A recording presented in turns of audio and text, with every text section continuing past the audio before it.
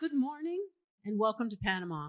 I'm Kathleen Petticord. I'm the founder of Live and Invest Overseas, and it is my great pleasure to welcome you to Panama City for our 18th annual Live and Invest in Panama conference. Thank you all for making the trip down here. It is great to see you. We have so much to share with you, so much to talk about. There is a lot going on in Panama, a lot of exciting stuff. And thank you and welcome to everyone watching us virtually, joining us through our live stream. I'm not going to take any more of your time or attention right now. I'm going to introduce the man of the hour, and he's going to launch us into this discussion of why Panama? Why would you be well advised, we think, to have Panama top of your list, center of your radar this 2026 as you think about the world's best options for where to spend your time and your money? I'd like to introduce in that context Leif Simon. Leif and I, by way of full disclosure, and I don't think I'm telling anyone anything you probably don't know, we're married. We're partners in the Live and Invest Overseas business. We have been married for 28 years, left the States in 1998 together to move to Ireland. We lived in Ireland for 7 years, moved to Paris for 4 years, and then came to Panama. And we came to Panama with a very specific agenda. We wanted to start a business. We started the Live and Invest Overseas business, and we started at the same time the Los Islotes development, the community we're developing on the coast of the Azuero Peninsula, which we'll talk about over the coming few days a little bit. We targeted Panama because even way back then in 2008, when we made our full-time move here, it was the best place in the world to start a business of the kind we wanted to start. And it stood out tall in the global landscape as a safe haven. We recognized that then, and I would say it's much truer today. It's truer all the time, and we're going to talk about why. Leif, before I met him, had already lived in 3 other countries. He had lived in Argentina, Chad, and Kazakhstan. He had been living and working outside the United States for 4 years, I think, or 5 years before we met and moved to Ireland. All of that is to say, Leif has extensive and depth and breadth of experience in all of the topics, all of these areas that we're going to consider together over the coming 3 days. I don't know anyone with more general and broad experience, and I definitely don't know anyone with more experience here in Panama, specifically where Leif and I have been investing, starting businesses, and now living in total for 27 years. Okay, without any further ado, I want to give you Leif Simon, who's going to introduce you to Panama, and then we're going to dive into a broader conversation and bring some other people to the stage to help you understand all that Panama has to offer. Thank you again for being here. Thank you, Leif.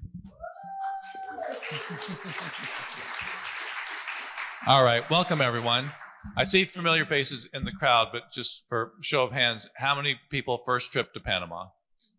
Okay, the vast majority of you, so welcome. Hopefully you'll be able to either came early or be able to stick around and see some of the country for these conferences. It's a lot of information about the country, but sitting in the conference room, you don't get to see the country, of course. So we've got a cocktail party here tonight in the hotel, but we've got the elite tour, walking tour on Friday afternoon, and the real estate tour on Saturday. For those of you who signed up for that, you'll get a good vision of the city. And we're going out to Los Islotes on Sunday with a small group as well. They'll get to see everything along the Pan American Highway between here and Santiago, and then down the coast to Los Islotes. So get out and see the country. It is technically dry season, but it's been raining a little bit the last few weeks, so it's still green out and about. So the humidity is a little bit higher. We're in the dry season usually starts around mid-December, ends in mid-April, but even the rainy season, once it starts, isn't a deluge like you might think of as we saw in Ireland, where it literally rains every day in Ireland. The big rains don't start in Panama until September, October, November can be where you can see a whole day of rain. So you've got sunny skies for your trip while you're here. And we're going to talk about just some areas in Panama to get you oriented. You're going to hear the whys of Panama a little bit from me now, assuming this is on. But you're going to hear, Panama's great, Panama's great, Panama's great. Okay, you all recognize Panama's great because you're here, but we're going to keep reminding you. And the whys, and as Kathy said, Panama's been a great destination for retirement, living, even business, since we've been talking about it for the past 26 years or so. And for real estate investment as well, which is my main focus, as most of you recognize. In the 2008-2009 global crisis, the rest of the world saw prices drop as much as 50-70%. Prices slowly dropped in Panama and recovered quickly, but didn't drop more than 25% on average in the city. So it's that level of stability compared to the rest of the world is just one reason we think Panama makes sense to do something here, whether you're moving here or investing. So here's the country. The one thing people, no offense to North Americans, but most North Americans are geographically challenged. You all know Greenland's not as big as we think it is, for starters. But Panama's not oriented the way that we think it is either. It actually runs east to west. So there's a north coast on the Caribbean and a south coast on the Pacific side. So we're in Panama City, if I can find the laser. Panama City is here, and the canal is here with Colón on the other side of the canal. And then there's this long road, right? It's a long and skinny country. So it's not quick to get around. The infrastructure is good, the roads are good, but it's a 3-hour drive from Panama City to Santiago, another 3 hours from Santiago to David, basically, all on a 4-lane paved highway. But it's like Route 66 back in the day, right? It's not an interstate. So you go through every small town. Traffic lights are now popping up in some of the small towns because they're getting bigger. And so you just have to be prepared for that. We have people who come to the conference and say, okay, after the conference, I'm going to go too. And they rattle off 7 different places. And the total drive time is about 36 hours to get from one to the other and back and forth.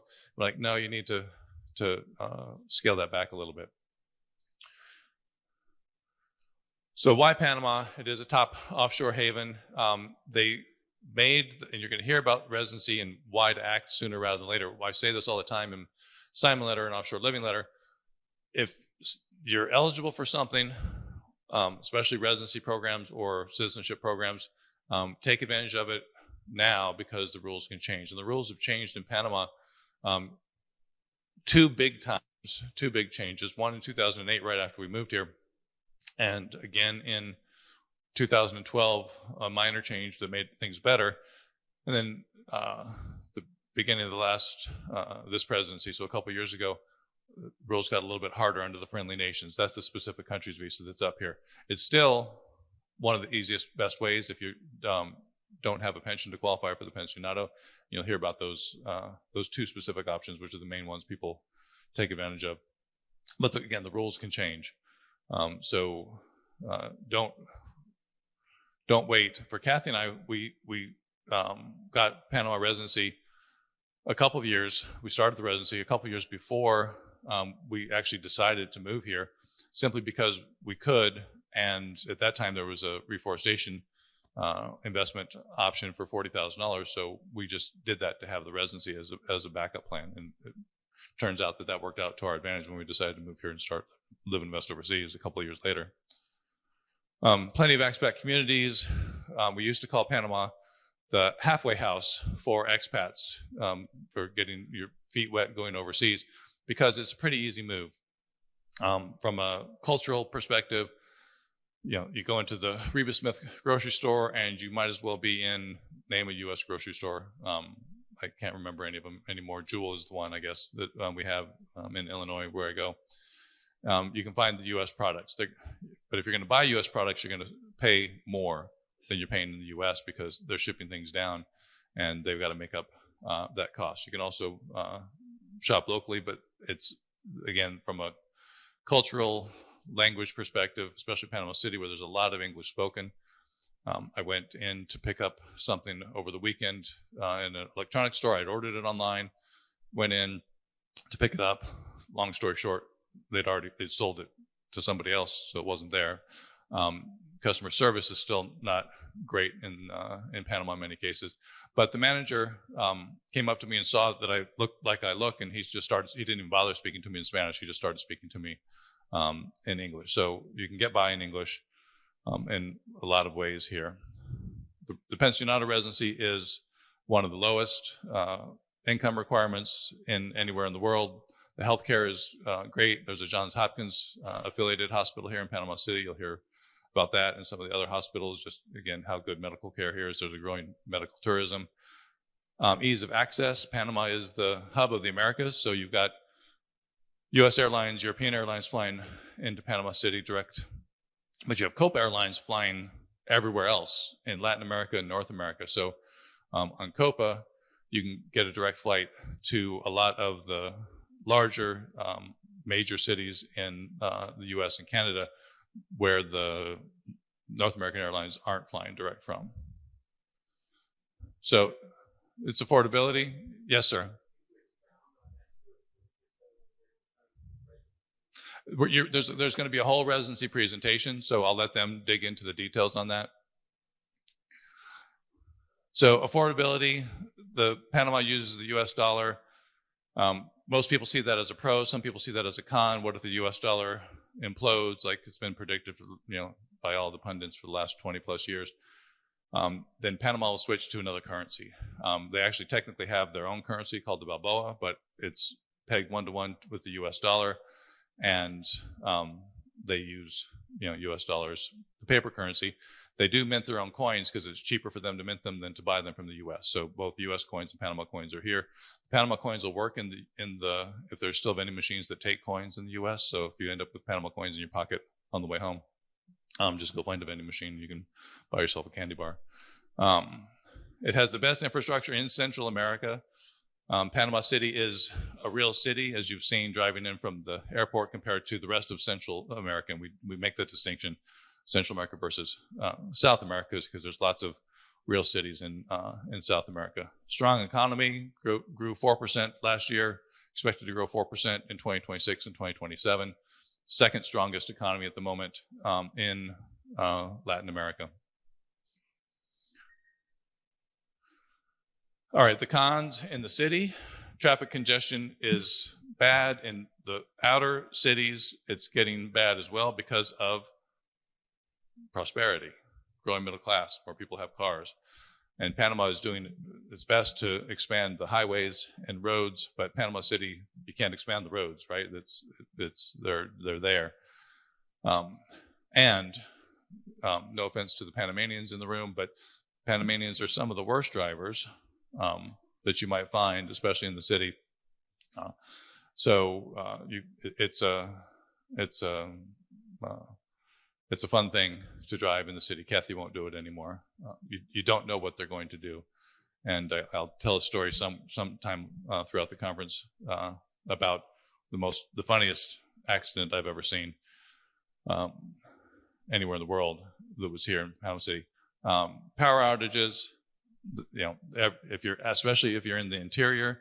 So Panamanians refer to Panama City as Panama. So if you hear Panamanians say Panama, they're referring to the city. Anything outside of the city is the interior. So just a language thing to pay attention to. So outside of the city, especially, you want a generator. Inside the city, all the high rises will have generators, so if the power goes out. But the other issue with power is the dirtiness of it. I forget, somebody told me the technical term of it. So you want to make sure you put surge protectors not only on your appliances, but we've put them at the incoming box of the properties that we own here to help with losing your TVs or your air conditioners. Poor customer service, which is improving through training Panamanians, but also the influx of Colombians and Venezuelans who know how to give good customer service.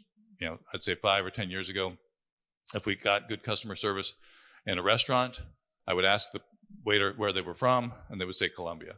So it is improving with training in general and a better sense that if you do a good job, you can get promoted or get a better job.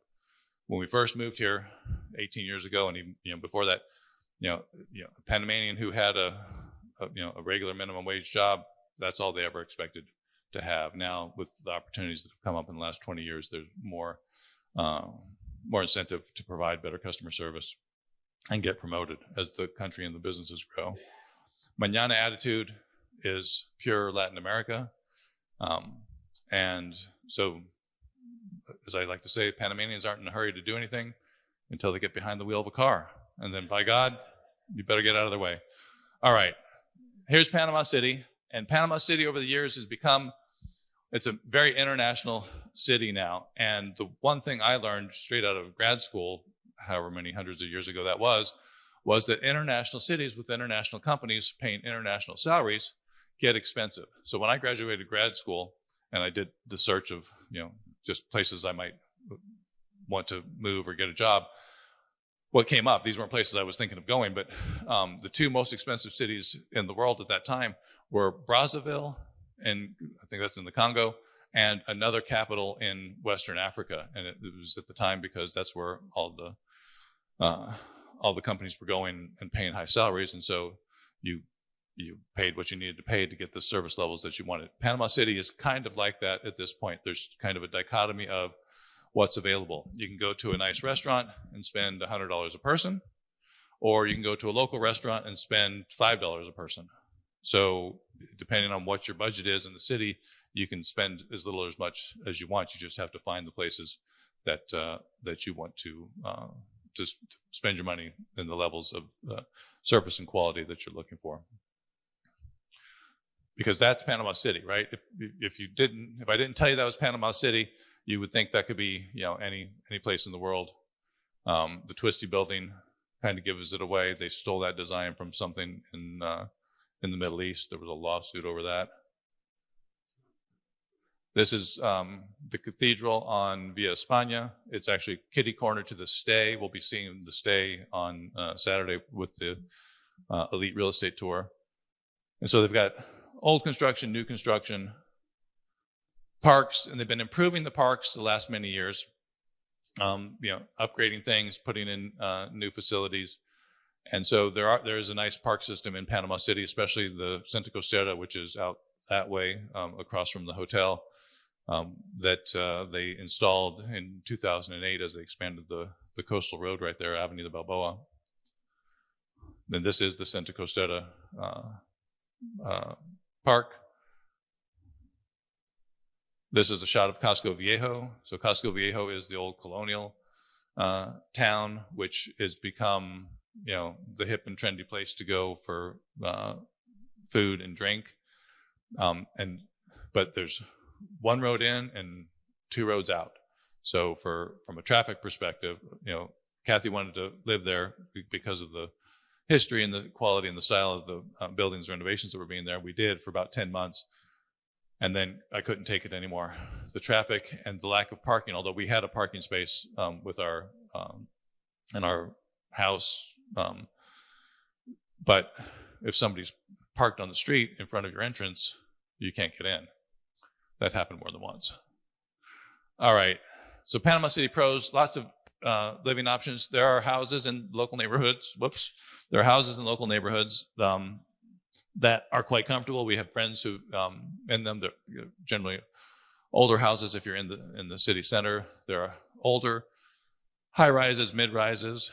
There are newer high rises. So your budget can be whatever you want it to be. If you buy something in an older building, it's not going to have amenities, and the apartment might need some work, but you're going to get a really much lower price than buying something new and shiny with a dog park on the roof, pool, gym, inside basketball courts. So again, you've got to decide what you're looking for. Public transportation. It's Panama City has 2 metro lines now, a third one coming online soon. The buses are much better now than when we first moved here. They were Diablo Rojos, the old U.S. school buses when we first moved here, and they were a menace on the road. Now they've got real first world buses. You still have to know the routes and understand which one to get on, like anywhere in the world. But they're clean and safe and cheap. But the bus is like 25 cents or 35 cents. And the metro is 35 cents or 45 cents, something like that. Plenty of nightlife in Panama City, lots of restaurants catering to this growing international workforce that is here. And so, as we say, first world coastal living at a discount. If you're coming from Des Moines, Panama City isn't cheap. If you're coming from the coast of California, Panama City is going to seem cheap. So you got to compare apples to apples. All right, traffic, mentioned that. Electricity isn't cheap in Panama. And so if it's hot and humid here, if you're going to be running your air conditioner 24 hours a day, your electric bill is going to be as much as your rent, possibly. So something to consider. When we're in the city, we run our air conditioner. And if we're here for a whole month, and it's a 120 square meter, 1,200 square foot loft apartments, we have 2 large air conditioners. Our electric bill can push $500. When we're not here, the electric bill is $30 because the air conditioner is not running, just the refrigerator and the lights. Import shopping is expensive. So if you're buying anything that's coming in from the US or elsewhere, unless it's coming from China, or the Korean cars are very affordable here as well, you're going to find it more expensive, which is one reason. I'll give you insight to my last presentation on Friday. If you're moving down, upgrade your computer, your laptop before you move down, because as I like to say, in Panama, you're going to buy last year's model at next year's prices. Boquete. Boquete is the winner of this year's Live and Invest Overseas Retirement Index. Kathy first went to Boquete 26 years ago, and she helped put Boquete on the map. She met with the developer. She's written about this recently as we've announced the index for this year. And so Boquete boomed, but kind of, as I'm telling people, outgrew its britches a little bit. So prices got high. The demand was higher than the ability to build houses. Developers went up there thinking they were going to make money and whatnot, blah, blah, blah. Now, 10 years after it got too big for its britches, things have improved.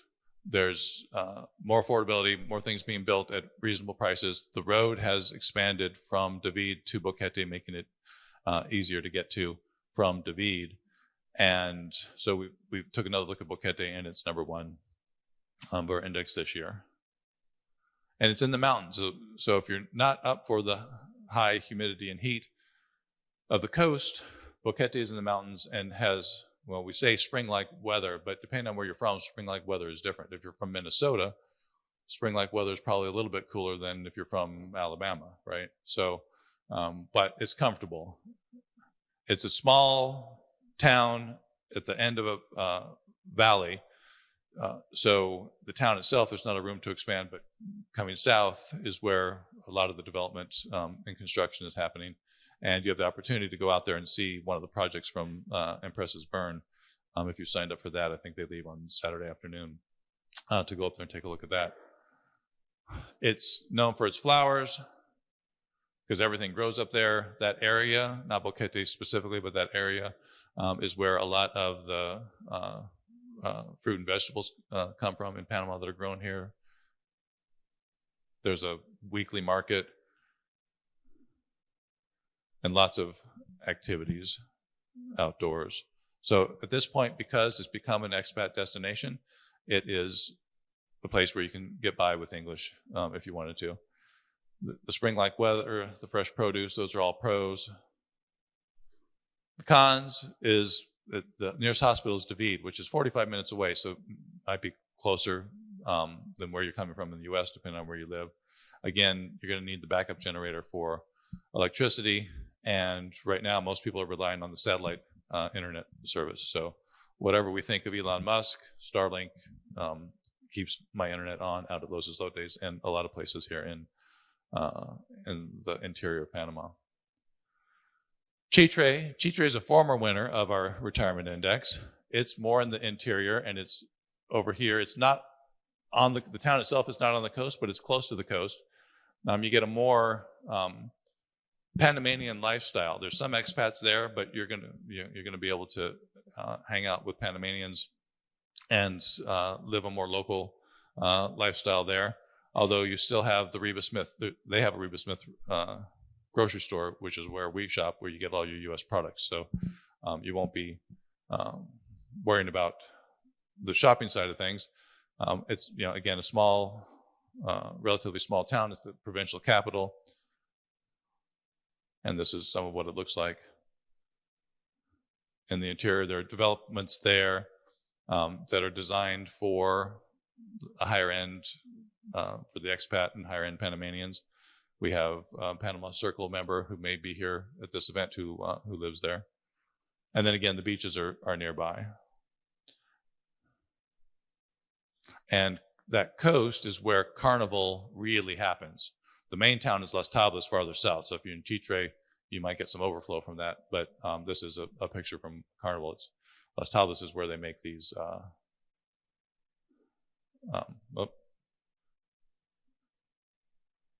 masks. All right, I keep pushing the wrong button. We'll go forward. And living more locally, it's going to be a lower cost of living. It is close to the beach, but you're not right on the coast. And for those of you who haven't lived near the coast before, just a warning, salt air corrodes everything. So out at Los Islotes, at our beach club, the crew, a couple times a year, takes down the ceiling fans and oils them and polishes them up and puts them back up as maintenance so that they'll last longer. So one downside, you're going to need to learn Spanish faster to really integrate, and the smaller expat community. Coronado is the center of the city beach areas, and that's the city beach areas start at Chame, which is about 45 minutes to an hour from the city, and end at Buenaventura, which is about an hour and a half to an hour and 45 minutes from the city.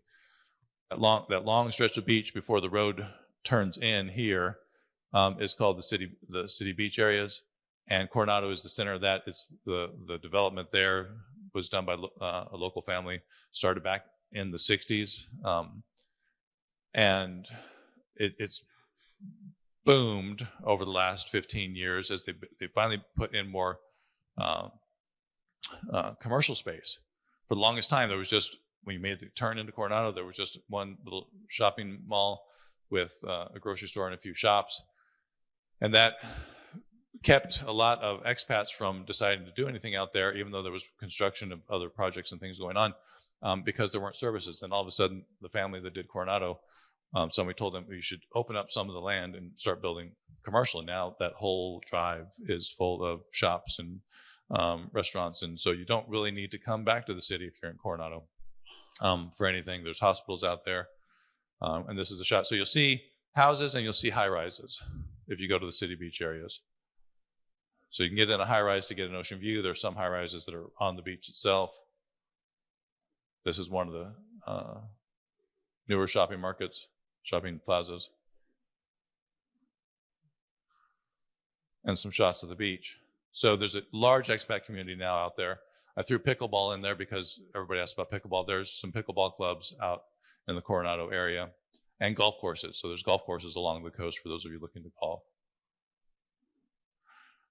But it's where every Panamanian who can afford a beach house has a beach house, and they go out there on the weekends. So the weekends can get crowded. Traffic going out on Friday afternoon and coming back on Sunday afternoon is painful. We plan our trips back and forth from Los Islotes to avoid those times, which is easy for us. And the beaches aren't the best beaches, but there's sand there. All right, El Valle is just up from the city beach areas in the mountains. So if you want to be near the city beaches but not be down there with everybody all the time, El Valle can make sense. It's similar climate to Boquete, but hasn't really taken off as a big expat destination. It's the Panamanians who don't want the heat and humidity of the beaches. That's where a lot of them have had their weekend homes over the years.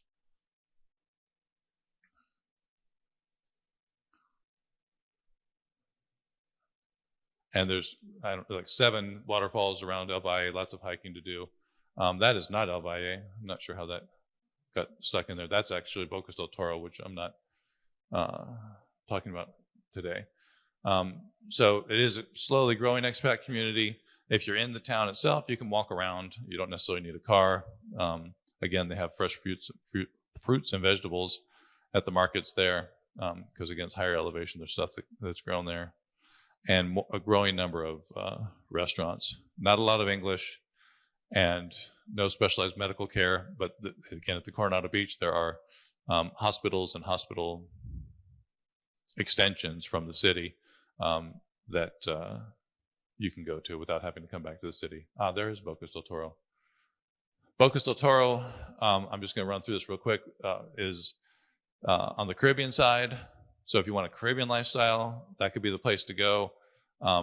It's far from you got to fly. You can drive to the region, but then to get to the islands, you still got to either get a boat or hop a small plane. You can fly from Panama City to the main island in Bocas. But it's more third world than the rest of Panama is the simplest way to put it. But for Caribbean style living, that's what people look for. All right. So we've covered some of this stuff, but just some other tidbits about Panama. So Panama has actually, according to the experts, more bird species than Costa Rica.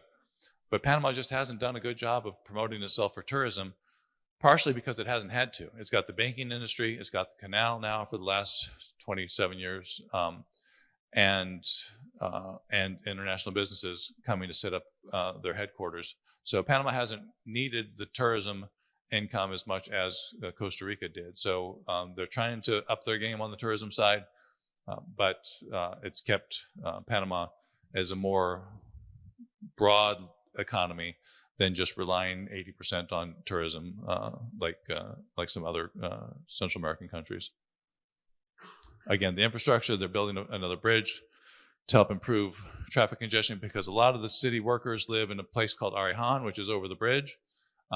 And so, again, morning traffic and afternoon traffic during the week has been painful, to say the least, at times. They've already expanded the road on the other side of the bridge, the current bridge. They're building the next bridge, and the rail line is extending out there to hopefully alleviate some of the traffic as well. So it's already better, and it's only going to get be more improved once they complete some of these things. So we sometimes grade countries. So from an English-speaking perspective, B, you can really get by. Healthcare, it's an A-, has excellent healthcare. Taxes is an A. I know a lot of people think about that. Panama is a jurisdictional taxation country, so if it's not earned in Panama, it's not taxed in Panama. So if you move down from the U.S., you're going to still file a tax return with Uncle Sam, but you're not going to have to worry about filing a tax return or paying taxes on your pension or dividends or anything in Panama. And if you decide to open up a CD in Panama, that's earned in Panama, but they don't tax bank interest in Panama. So it is a very tax-friendly jurisdiction. And then some of the other things, getting there and safety, it ranks as an A as well. Again, the number of cities that you can get to Panama on direct flights, if you check COPA especially, is very large. All right, that gives you a quick run through the country.